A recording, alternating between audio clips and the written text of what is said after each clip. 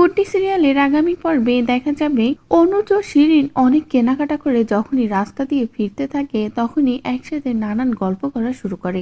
এমনকি শিরিন অনুজকে এটাও বলে যে নিজেদের ভবিষ্যৎ নিয়ে এবার একটু ভাবতে হবে, নিজেদের একটা ফ্ল্যাট কিনতে হবে। যেটা শুনে তো অনুজ পুরো অবাক হয়ে যায়। অনুজের পরে যখনই শিরিনকে কিছু বলতে যাবে তখনই গুড্ডির সাথে দেখা হয়ে যায়। গুড্ডিকে দেখে তো অনুজ আবারও অবাক হয়ে যায়। এদিকে শিরিন তো ভীষণ রেগে যায়। শিরিন সহ্য করতে পারে না যে তাদের দুজনের মাঝে আবারও গুড্ডি এসে হাজির হয়েছে।